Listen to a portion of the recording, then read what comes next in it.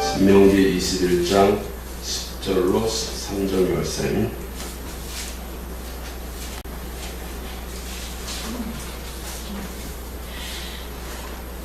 우리 찾으셨으면 한 목소리로 함께 같이 읽도록 하겠습니다. 신명기 21장 10절로 13절 말씀.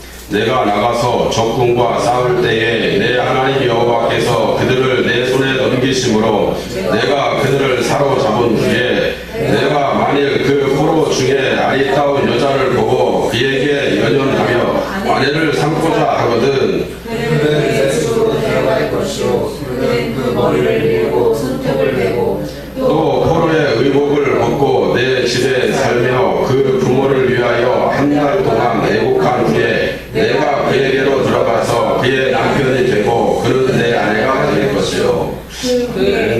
여기까지요. 오늘 말씀은 히브리어로 키텍제라고 하는 주관입니다. 키텍제라고 하는 뜻은 내가 나가서 라고 하는 뜻이죠. 이 말을 보면 내가 나가서 뭐 어쩌라고요 거기? 첫 절에 보면 내가 나가서 뭐하라고? 적군과 싸울 때 싸우는 장소로 나가라는 거네요. 싸우는 장소로 나가서 어떻게? 내 하나님 여호와께서 그들을 내 손에 넘기심으로 내가 그들을 사로잡으라. 그 후에 내가 만일 그 포로 중에 아리따운 여자를 봤다라면 거기서 보니까 전쟁 중에 나가서 봤는데 아리따운 여인을 하나 봤어요. 자 봤으면 자 그에게 연연하여 아내를 삼고자 하거든. 그 얘기는 무슨 말이에요? 욕심이 생겼어요. 욕심이 하나가 생겼는데 그를 아내로 삼고자 해. 다시 말하면 내가 복음을 전하러 나갔어요. 나갔는데 준비된 자가 하나 보이는 거야. 그래서 그 사람을 당신의 제자로 또는 구원시키기 위해서 그렇게 찍고 있다면 그 사람을 어떻게 하라고? 그를 내 집으로 데려갈 것이요. 어떻게? 내 집이 어디야? 교회겠죠. 교회를 데려가서 제일 먼저 뭐를 하라고? 그 머리를 밀고 손톱을 베고 또 포로의 의복을 벗고 이제 포로로 잡았다고 포로의 의복을 입히라는 게 아니라 포로의 의복을 벗기라는 거예요. 그 다음에 내 집에 살며 그 부모를 위하여. 자, 그 부모가 누굴까? 내가 지금 열심히 복음을 전했어요. 그 복음 전하는 자의 부모가 누구였을까? 하나님이겠죠. 하나님을 위해서 한 달 동안 애국한 후에. 애국이 뭐예요? 한 달 동안 회개하라는 얘기겠죠. 내가 그에게로 들어가서 그의 남편이 되고 그는 내 아내가 될 것이요. 나는 그의 아내가 돼야 돼. 어떻게 해야 될까요? 내가 신부가 되어야 된다는 얘기죠. 오늘 이 말씀으로 우리에게 은혜를 주실 때에 여러분의 듣는 귀를 활짝 누르시고 은혜 같은 시간 되시기 바랍니다. 지난주에 우리는요 모세보다 더 크신 예수와라고 하는 말씀으로 우리의 신랑 되시는 분에 대해서 말씀을 들었습니다. 그래서 오늘은 이제 예수와의 신부가 될 자들에 대한 말씀을 지금 드리려고 하는 건데, 성경에서 말하는 이 신부라고 하는 말은 우리가 생각하는 어떤 이성적인 그러한 여성의 개념이 아닙니다. 내가 생각하는 내가 나중에 커서 장가를 갈 때 아리따운 여인을 맞이해, 이런 여인의 신부상이 아니라는 거죠. 남자와 여자를 초월하는 모든 믿는 자들을 가리켜서 성경은 우리에게 신부다 이렇게 말을 합니다. 그러니까 나는 남자니까 나 신부 될 이유가 없네. 아니요. 남자든 여자든 이거 상관없이 초월적이다 이 말이에요. 하나님 앞에 예수와는 우리의 모든 신랑, 모든 사람의 신랑이에요. 예수와를 믿는 모든 이들은 다 신부가 되는 겁니다. 할렐루야. 지금은 테슈바 기간이라고 했어요. 지난번 시간에 제가 테슈바 기간이 뭐라고 했죠? 마치 교회력으로 보면 사순절과도 같은 그런 기간이라고 말씀드렸습니다. 이 테슈바가 지금 있는 그 이유는 뭐냐면, 이제 곧 예수와께서 이 땅에 재림하실 날을 기념하는 그 절기가 돌아옵니다.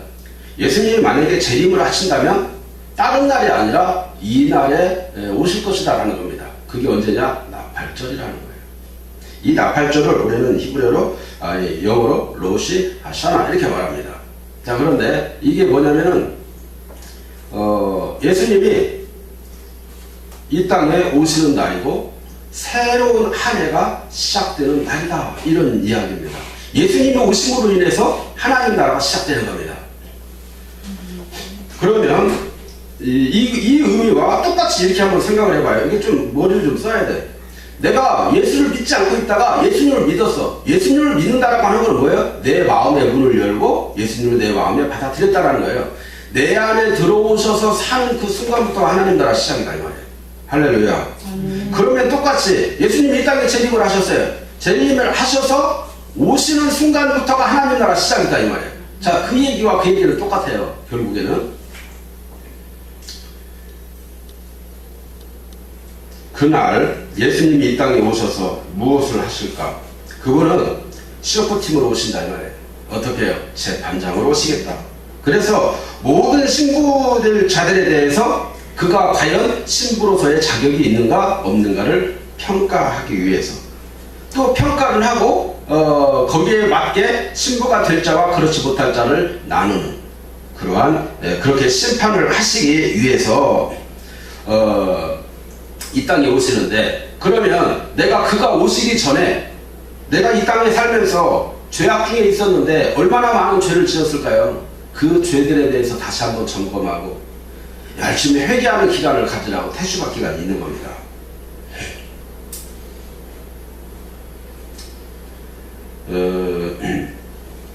우리가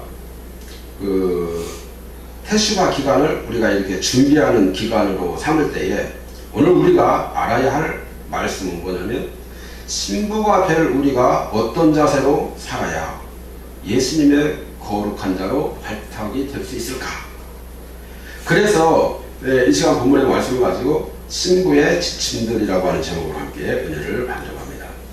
신부의 지침들이라고 하는 게 뭐냐면, 내가 예수님이 보시기에 아름답고 거룩한 신부로 되기 위한 조건들이라고 하는 말입니다. 먼저 신부가 되기 위해서는 신부가 갖추어야 할 자격을 취득하는 일입니다. 자동차를 운전하려면 일단 자동차를 운전할 수 있는 라이센스를 내가 취득해야 가능한 것처럼, 아무리 자동차를 비싼 자동차 내 집에 이 땅에서 타고 다닐 수 없습니다. 라이센스가 없으면 못 타고 다니는 거죠. 신부가 아무리 되고 싶다고 해도 그 지침에 해당이 되지 못하면 그건 내 마음이지 신부가 못 되는 겁니다.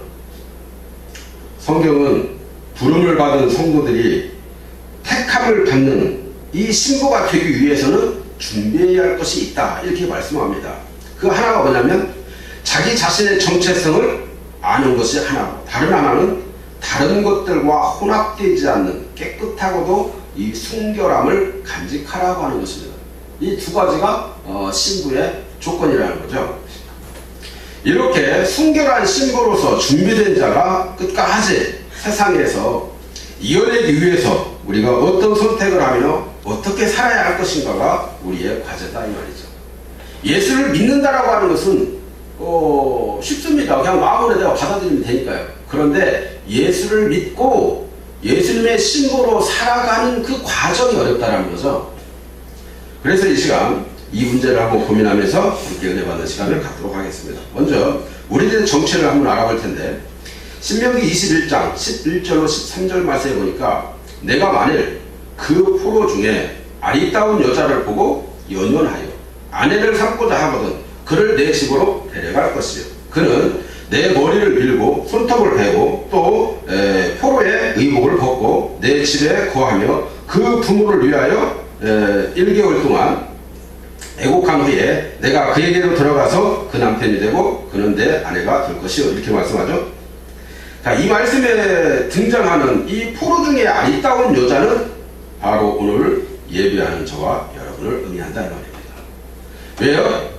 우리 원래 예수 몰랐던 사람들, 이방인들이었잖아요.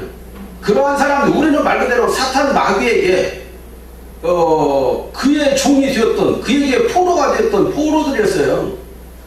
근데 그러한 사람들이 어느 순간 예수를 나의 구주로 내가 받아들이고 내가 믿고 지금 온 사람들 와서 지금 문제 우리가 뭔가 준비 신부가 될 자들로 준비가 되어져가는 과정에 있는 사람들이에요. 우리가 예수 믿기 전에는 마귀의 지배 아래 세상 문화와 죄악의 이 풍속 속에 젖어서 마귀의 말만 듣고 살아가던 사람들이었어요. 또한 황금 만능주의 시대에 물질적인 이 가치관과 또 인간적인 이 생각과 사고방식으로 헛된 명예와 이 부를 추구하면서 우리의 마음을 마귀가 쳐놓은 그 그물에 잡힌 이 포로들이었다라고 하는 사실입니다. 그러므로 하나님의 이 약속과 이 언약에 대해서는 우리가 외우고 또 그리스도 밖에 있는 사람들이다. 로마서는 우리에게 똑같이 이렇게 말합니다. 이것이 바로 우리의 인생이요 우리의 운명이다 생각하며 우리가 살아왔습니다. 이거 말고 다른 어떤 의미는 전혀 우리에게 있을 수 없다고 생각을 했어요. 또 생각조차 못했던 거고요.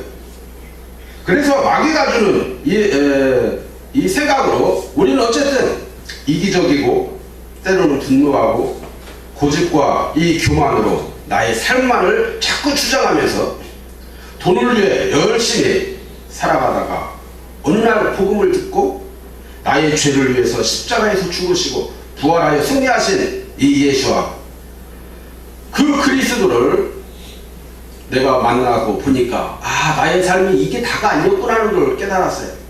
그리고 그분을 내가 받아들이게 되므로 나는 그분의 자녀로 이제 부르심을 받게 된 겁니다. 오늘 본문은 마귀와 싸워서 이기신 이 예수님은 포로 중에 아리따운 여자를 신부로 맞이하려고 하는 겁니다. 이 포로는 마귀로부터 빼앗은 자입니다. 또한 예수님의 이 초청을 받은 자요 신부로 청함을 받은 자이고 택함을 받기 위해서 준비 단계에 있는 사람들입니다. 마태복음 22장 14절은 뭐라고 말하냐면 청함을 받은 자는 많되 택함을 입은 자는 적으니라 그랬습니다. 예수를 믿는 우리는 하나님의 자녀들로서 청함을 받은 자들임을 여러분 꼭 기억하시기 바랍니다. 우리는 다 청함을 받은 자들이에요. 그러나 문제는 신부로 택함을 받는 자들이 적다. 왜 그랬을까요? 모든 사람이 다 예수 믿을 수 있는 조건 하에 있어요. 그런데 신부는 적다라는 거죠. 지금 이제 고3 아이들이 대학을 들어가기 위해서 이제 원서를 접수하고 뭐 이런 기간입니다. 그죠? 자, 한번 생각을 해봐요. 학교에 딱 들어갈 때 보면은 원서 접수를 딱 해요.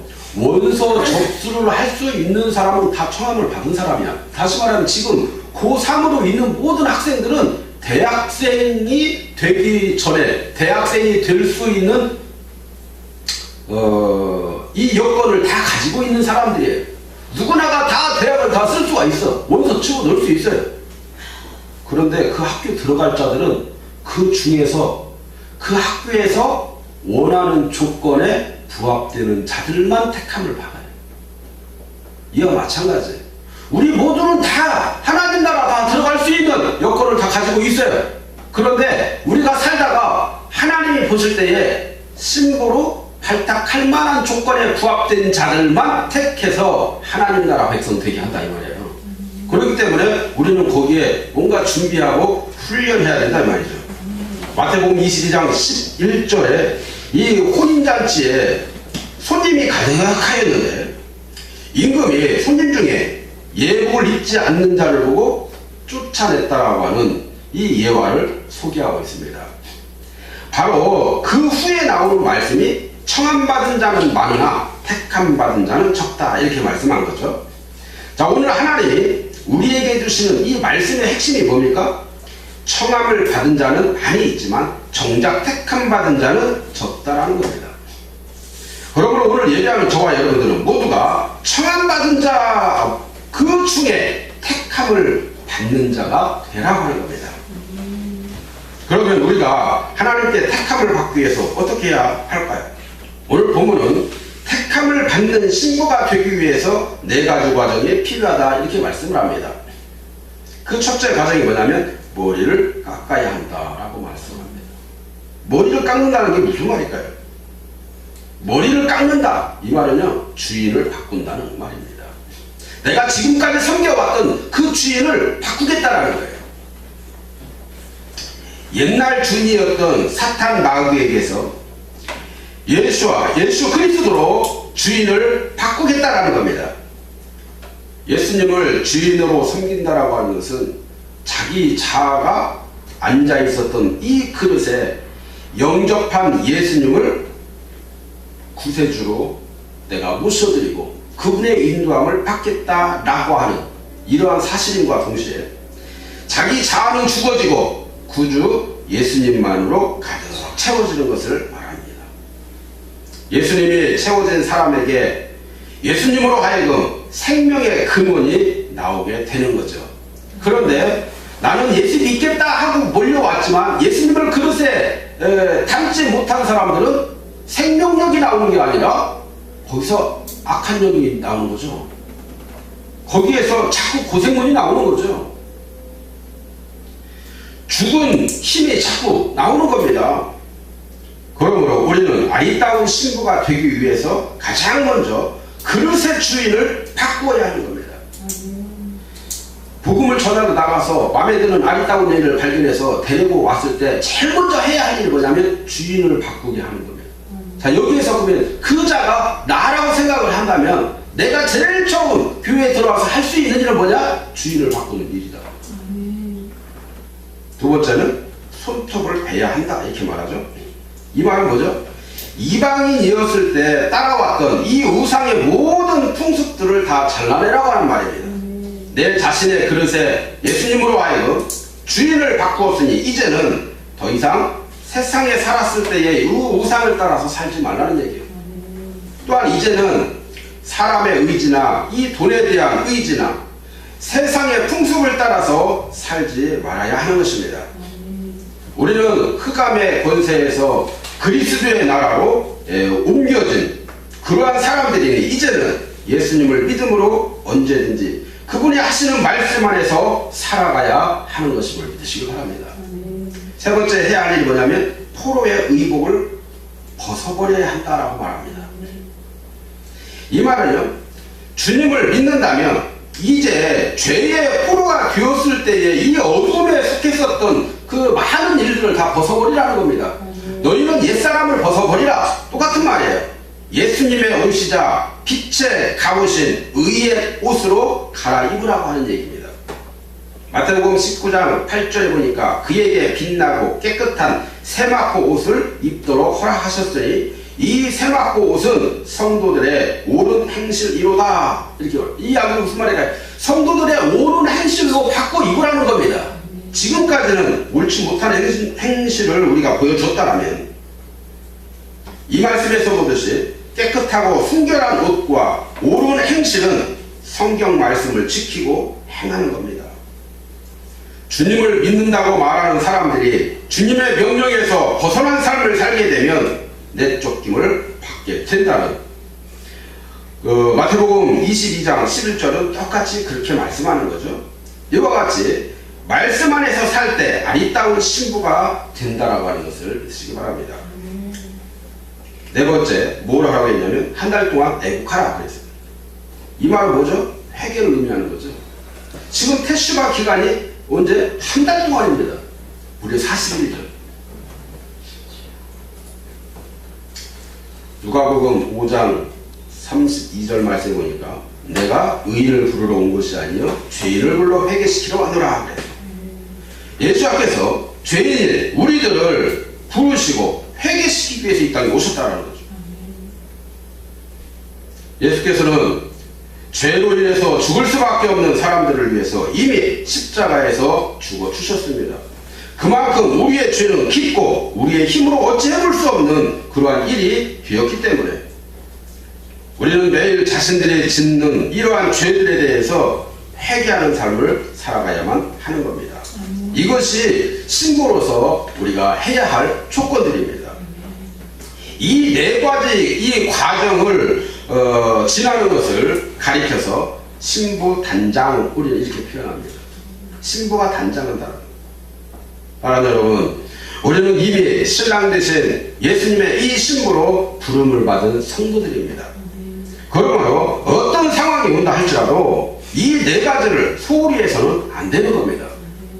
성경은 말씀합니다. 신부될 자로 청함을 받은 자는 많이 있지만 정작 신부로 택함을 받은 자는 적다고 말이죠. 우리가 주님께서 재림하셔서 신랑의 이 나라에 들어가서 함께 행복한 생활을 하기 위해서는 무엇보다 택함을 받는 것을, 또 택함을 받고 살아야 하는 것을 믿으시기 바랍니다. 그렇게 되어질 때에 나는 신부가 되는 거예요. 그냥 교회 안에 들어와 있다고 해서 다 신부가 되는 건 아니죠. 두 번째, 신부로 택함을 받기 위해서 우리는 뭐 해라고요? 혼합되지 않는 깨끗하고도 순결함을 간직해야 된다, 이렇게 말합니다. 그렇다면 성경은 우리가 신부로서 혼합되지 않는 순결함을 간직하기 위해서 뭘 어떻게 하라고 말하고 있을까요?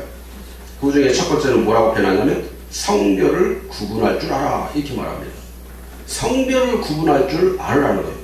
신명기 22장 5절에 보니까 여자는 남자에게 속한 것을 입지 말 것이요 남자는 여자의 의복을 입지 말 것이니 이는 이같이 하는 자들이 다 주 내 여호와 내 하나님께 가증한 자이기 때문이라, 이렇게 말씀합니다.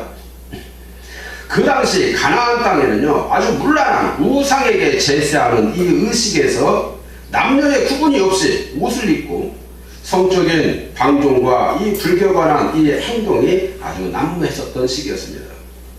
그 이유는 뭐냐면 이방인들이 하는 이 우상 숭배에서 흘러 들어왔기 때문에, 그러므로 이것은 하나님의 이 창조 질서를 무너뜨리고 동성애를 주장할 뿐만 아니라 하나님은 그러한 가증한 일들이라고 이것을 말씀하시면서 못하게 하셨습니다. 오늘날 이러한 현상들은 더욱 심해지고 있음을 보게 되는데요. 남자와 여자의 구분이 점점 없어집니다. 어디 가서 쳐다보면 저 사람 여자 같은데 잘 보면 남자입니다. 연예인들 잘 보세요. 여자 같은 남자를 보고 굉장히 멋있다고 사람들은 다 그 사람의 이름을 부릅니다. 또 여자 옷이나 남자 옷이나 구분이 없이 입는 것들이, 또 장신구들도 마찬가지고 귀걸이나 코걸이, 목걸이 뭐 다양하게, 특히 이 아랍의 그 중동으로 가면은 이 사람들은 우리나라 사람들이나 하고 있는 귀걸이나 목걸이나 이런 것들을 남자들이 다 하고 다닙니다. 거기다가 더해서 코걸이도 하고 입에다도 걸치고 배꼽에다도 걸치고, 어떤 사람들은 그 유방에도 걸치고 다닙니다. 그것뿐만 아니에요. 허리에다가도 장식하고 다닙니다. 도대체 뭘 이렇게 자꾸 걸었다는지 좀 이해 못하겠어요. 이러한 사람들이 참 많이 있죠. 어느 대학에서는요, 성에 대한 이 차별을 없애자라고 하는 이 취지에서 인칭 대명사마저도 공동으로 함께 사용하자라고 하는 것도 생겼습니다. 성경에서 말하기를 성에 대해서 차별을 하라고 하는 것이 아니라 성에 대한 이 다름을 인정하고 구별하라고 말씀하고 있는 것입니다. 이거는 남자로서 해야 할 일들이나 여자로서 해야 할 일들이 따로 있다. 여러분들 오해하지 말기 바랍니다. 따로 있다 이런 얘기가 아니라 한번 생각해봐요. 남자의 어떤 그 구성을 입고 있는 이러한 상황 가운데 가능한 일들이 있고, 여성의 이 신체적인 어떤 이러한 상황을 통해서 해야 할 일들이 있다 이 말이에요. 그러면 이제 문제는 어떤 문제가 생기는 거냐면, 설거지는 여자가 해야 하는 일인가? 빨래는 여자가 해야 하는 일인가? 전기 이거 가는 거 남자가 해야 하는 일인가? 아니라는 거죠. 이 모든 일은 누구나 다 할 수 있는 일입니다. 단지 우리나라에서는 그렇게 해왔기 때문에 사람들이 그렇게 해오는 건데, 그것뿐만 아니라 제가 생각하는 것은 그래요. 남자나 여자나 누구나 다 할 수 있습니다. 그런데 예를 들자면 이런 거죠. 밖에 거름주머니를 집어 나눠야 되는데 여자의 힘으로 힘들어. 어느 날 못을 실컷 박았는데 못을 빼려고 하다 보니까 안 빠져. 이거 도대체가 어떻게 해야 되는지 잘 모르겠어요. 이러한 일이 발생이 되어졌을 때 남자는 여자들보다 물론 힘이 뭐 약한 사람도 있겠지만 대부분 뼈다귀가 좀 강하기 때문에 조금 강합니다. 그래서 오히려 힘쓰는 일을 여자들보다 좀 잘합니다. 그렇기 때문에 그러한 일을 남자가 하면 수월해요. 수월한 사람이 하라는 겁니다. 또 반대로 어떤 사람은 여자가 남자보다 더 강해. 그러면 그 수월한 사람이 하라는 거예요. 단지 구별해서 하라 이 말이죠. 지금 이것을 이야기하는 겁니다. 제각기 직분에 따라 하는 일들이 다르듯이 직분에 따라서 집사가 해야 할 일, 권사가 해야 할 일이 다 다릅니다. 다르다라고 하는 얘기는 할 수 없다는 얘기가 아니라 할 수 있지만 나눠서 하겠다라는 겁니다. 그 말이 무슨 말인지 이해 안 가요? 봐요. 만약에 피아노 치는 일을 자매들도 할 수 있고 형제들도 할 수 있어요. 그런데 오늘 지명을 했을 때에 그건 하은이가 해라 이렇게 이야기를 하면 하은이만 할 수 있다 이 말이에요. 다른 사람들이 그럼 절대 하면 안 되냐? 다른 사람도 다 할 수 있지만 예배 시간에는 하은이가 해라 이 말이에요. 무슨 말이에요? 가요? 자, 그 일에 충실하라고 하는 겁니다. 그런데 성경에서 말하는 성에 대한 이 구별을 오해해서 차별로 받아들이고 그 결과로 이상한 인권이나 성평등이 하는 것으로 인해서 이상한 것으로 나타나기 시작했어요. 그게 왜 그렇게 나타났을까요? 죄를 통해서 나타났다 이 말이죠. 이것은 잘못된 일들입니다. 하나님께서 성에 대한 이 구별을 말씀하신 이유는 바로 우리들을 보호하시기 위함이지 차별하기 위함이 아닌 겁니다. 기분 나쁘라고 그렇게 하는 게 아니라는 거죠. 차별 금지라고 하는 말은 남자와 여자가 하는 일들이 함께 공동으로 수행해서 사용하라고 하는 그러한 말이 아닙니다. 그런데 사람들이 서로 착각을 하는 게 뭐냐면은 야, 남자가 군대 가니까 여자도 군대 가라. 그거 뭐 갈 수도 있는 일이지만 제도를 그렇게 만들었다면 그냥 그렇게 하라는 거예요. 또 뭐 군인은 여자는 되지 말라느냐? 아니죠. 어떤 나라는 여자가 더 잘하는 사람들이 있어. 우리 영화 중에 그 내죠? 그거 보니까 여자가 끝내줘 이런 사람도 있어. 물론 여러 가지 그런 의미가 있지만 거기에서는 어떤 총기를 다루고 또는 무거운 것들을 다루고 할 때에 그나마 남성이 여성보다 좀 낫더라 이 말이에요. 그러면 나오는 사람이 가서 하라는 얘기예요. 그것은 이것은 남성의 일이니까 니들 절대 되면 안 돼. 우리나라는 남성이 저기 가게 돼 있으니까 야 다음부터 내년부터 여자들 다 군대 가 이런 얘기가 아니에요. 이렇게 이해하고 있는 사람들은 뭐예요? 이상한 사람들이에요. 성막에서 제사를 드린 사람들도 남자가 들어가는 것이 아니라 제사장이 들어간 겁니다. 제사장은 누가 됐어요? 남자가 되었어요. 여자가 제사장이 되었다는 얘기는 없습니다. 여러분, 제사장이 된다라고 하는 얘기는요, 굉장히 위험한 직업입니다. 그 직책의 자체가. 삶과 죽음이 앞에 놓여져 있는 직업이에요. 남자가 왕이 된 것이 아니라 왕이 된 자가 남자였던 겁니다. 방금 말씀드린 걸 따지면 제사장은 남자가 되는 게 아니라 제사장이 된 자가 남자였던 거예요. 이해가세요? 이해를 못하시고 계시는 분이 아닌데 다시 한번 제가 이렇게 한번 말씀드려볼게요. 여자가 엄마가 된 게 아니라 엄마가 여자인 거예요. 이해가요? 더 어려운 거예요? 참, 어떻게 얘기를 해야 이걸 이해를 할까? 그냥 넘어갑시다. 나중에 시간 되면 알겠지. 여러분, 우리가 주의해야 할 사실이 있는데 어떤 일들이든 무분별하게 혼합하지 말라는 겁니다. 예전에 노아의 홍수가 오게 된 그 대표적인 사건이 뭐가 있었죠? 그때는요, 말씀에 그대로 보니까 사람들이 물론 죄가 관영에 딱 가득 찼다 이렇게 나오고 그 무슨 죄가 가득 찼냐? 그게요, 서로 하나님이 만들어 놓은 이 창조물들의 이 종들이라고 하는 것은 노예 종 이런 얘기가 아니에요. 종류의 종을 말하는 겁니다. 그러니까 이러한 종들을 만약에 물고기와 새와 종이 다르잖아요. 종이 다른 것들을 갖다가 무슨 요즘 말로 말하면 유전자 배합이라고 해서 이상한 것들을 만들고 괴물 만들어내고 막 이랬단 말이에요. 이게 하나님이 보실 때 이건 아니다 싶어서 이걸 죄라고 말하는 거예요. 마찬가지로 사람도 마찬가지예요. 사람이라고 하는 종이 있고 동물이라고 하는 종이 따로 있어요. 사람들은 사람이 사회적 동물이라면 저들과 다 같다고 얘기하는데 같지 않습니다. 사람에게는 만물의 영장이라 영적 존재이지만 동물들은 영적 존재가 아닙니다. 그렇기 때문에 종이 다르다는 거죠. 그런데 종이 서로 다른 동물과 사람을 교합시켜놨다고 하는 말이죠. 이게 죄라고 하는 거예요. 마찬가지로 그러면 하나님이 만드실 때 남자를 만들고 여자를 만든 이유는 서로가 남자와 여자를 통해서 아이를 생산해낼 수 있도록 이렇게 만들어놨다 이 말이에요. 또 사랑을 나눌 수 있도록 해놨어요. 그런데 그것이 이상하게 바뀌어가지고 그러면 남자와 남자가 사랑을 나눌 수 있을까요? 제가 말하는 여기서 사랑은 교합을 말합니다. 그거 할 수 있을까? 없습니다. 여자와 여자가 교합을 할 수 있을까요? 못합니다. 그런데 그걸 그렇게 해서 이상한 쪽으로 사람들이 지금 좀 변태적인 성향을 가지고 있다는 얘기죠. 이러한 것들을 죄들로 여겨서 이것들로 가득 차니까 하나님이 선지자들을 보내서 하지 말라고 자꾸 얘기를 하는데도 안 듣습니다. 자기들 멋대로 합니다. 결국에는 어마어마한 재앙으로 찾아오게 된 게 노아 홍수였어요.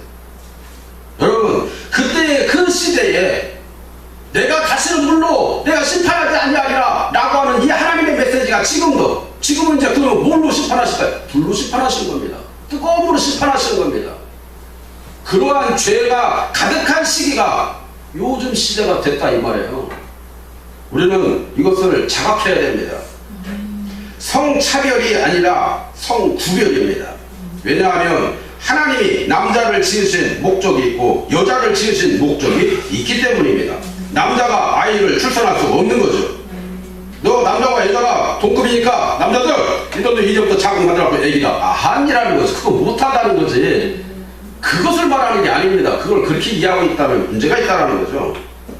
남성은 남성답게 여성은 여성답게. 제가 이렇게 말하면 또 사람들이 이상하게 생각합니다. 그럼 그게 왜 이상한 걸 이상하게 받아들이는 게 더 이상한 거지. 남성이 남성답게 여성은 여성답게.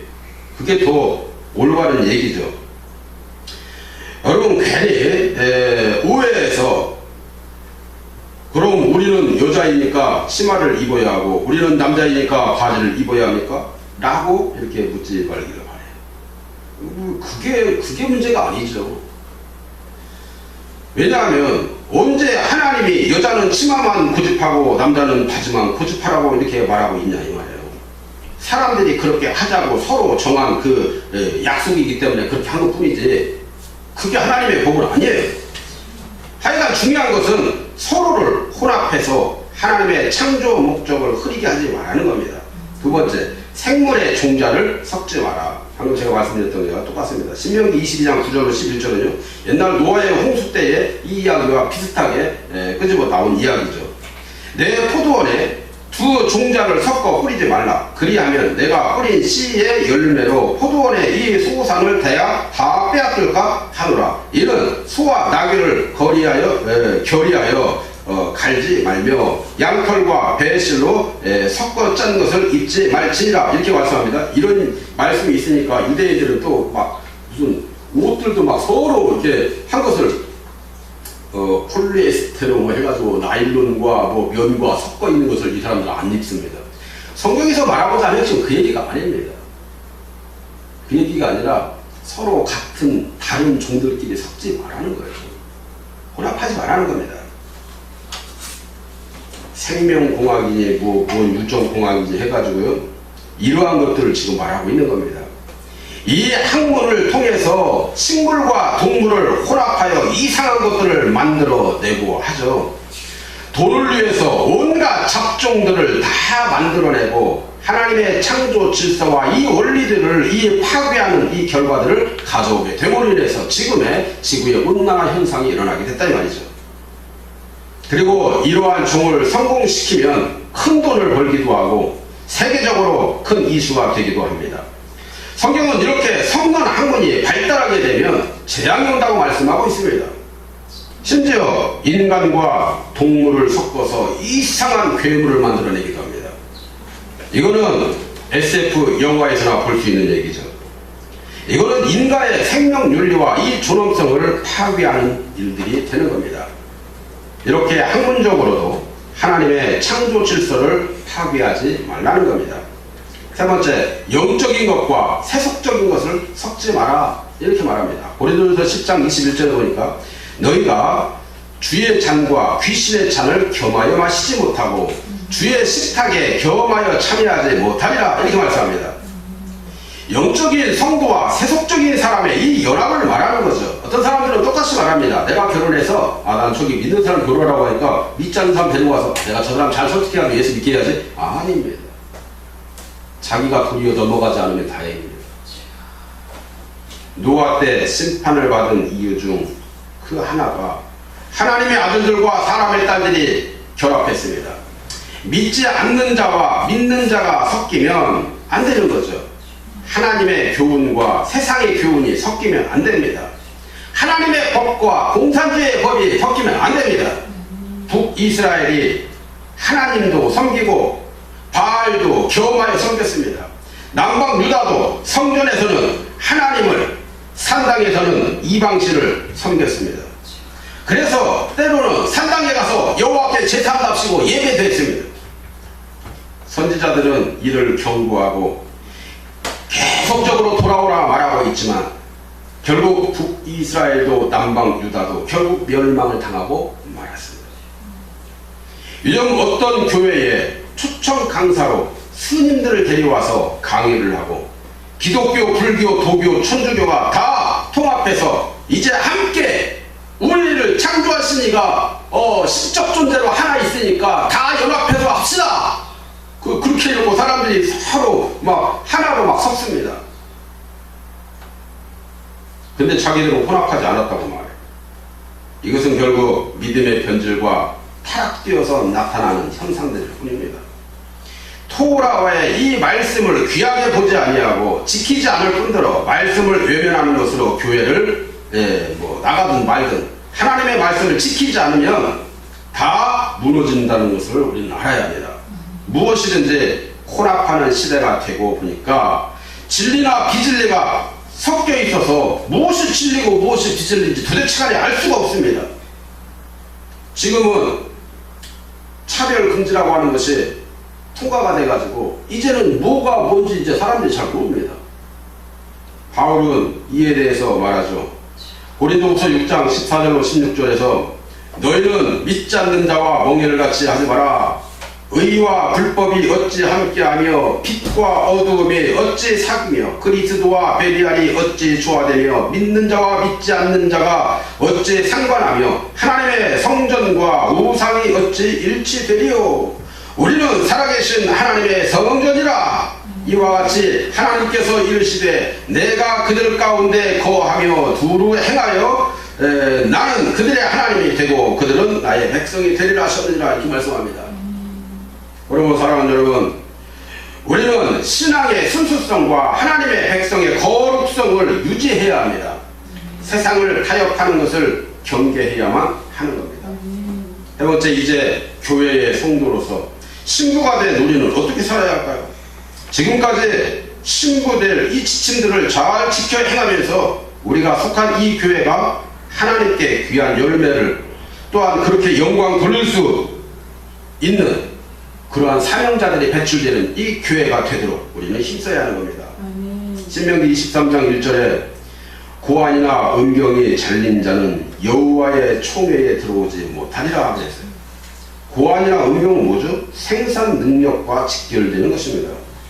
다시 말하면 이것은 이걸 쳐다보고 사람들이 이런 얘기가 다 있어 이럴지 모르지만 그 얘기가 아닙니다. 말하고자 하는 것이 뭐냐면 너희가 복음을 듣고도 생산하는 능력이 없으면 이 자들은 들어올 이유가 없다는 겁니다. 고안이나 음경은 똑같이 생산 능력을 직결되는 이러한 것들이기 때문에 내가 생산하기 위해서는 어떻게 해야 될까요? 평생 동안 내가 고자로 사는 것도 서러운데 여호와의 총회에 들어가지 못한다면 이건 문제가 되는 겁니다. 이거는 하나님의 관점으로 봐야 이해가 되는데 하나님은 생육하고 번성해서 흠이 없는 영광스러운 이 교회가 되기를 원하고 계셔요. 고자는 생산을 못하는 자를 말합니다. 그러므로 신부인 성도는 재생산을 할 줄 알아야 하는 거죠. 여기에서 여호와의 총회는 교회를 말하는데 그러므로 교회의 성도는 다음 세대를 세워갈 수 있는 그러한 막중한 책임이 있음을 알아야 합니다. 여러분, 신부된 교회의 성도가 맺어야 하는 이 열매는 내적으로는 성령의 열매를 맺어야 하고 외적으로는 다음 세대를 향한 이 열매를 맺도록 힘써야 하는 겁니다. 갈라디아서 4장 19절에 보면 나의 자녀들아 너희 속에 그리스도의 형상을 이루기까지 다시 너희를 위하여 해산하는 수고를 하느니 그랬습니다. 이 말은 영적인 이 재상생활을 우리에게 말하고 있는 거죠. 영적인 자녀를 세우고 가르치고 다음 세대를 세우라고 하는 것입니다. 이 일에 해산하는 수고를 하라는 거죠. 해산하는 수고라는 것은 어마어마하게 힘들다는 얘기입니다. 귀하고 복되며 아름다운 이 성령의 열매를 맺어서 영광스럽고 충성된 교회를 세워가는 저와 여러분이 되기를 바랍니다. 신명기 24장 19절에 보시면 내가 밭에서 곡식을 벨 때에 그 한 단을 밭에 잊어버렸거든 다시 가서 취하지 말고 객과 고아와 과부를 위하여 버려두라. 그리하면 내 하나님 여호와께서 내 손으로 하는 범사의 복을 내리시리라. 이런 말씀합니다. 사도행전 2장에 초대교회에 하나님의 공동체인 이 교회에 들어온 이 성도들은 자기의 재산을 팔아서 가난한 자들을 도왔다 이렇게 말씀합니다. 한 사람이 재산을 많이 축적해서 오직 자기와 가족만을 위해서 사용한다면 이것은 이기적인 것으로 죄악이라고 말씀하고 있는 겁니다. 하나님은 항상 객과 구아와 이 과부들을 생각하라고 말씀합니다. 곡식을 거둘 때에도 다 거두지 말고 조금 남겨두라는 거예요. 왜냐하면 하나님은 가난한 자들과 함께 하시는 분이시기 때문입니다.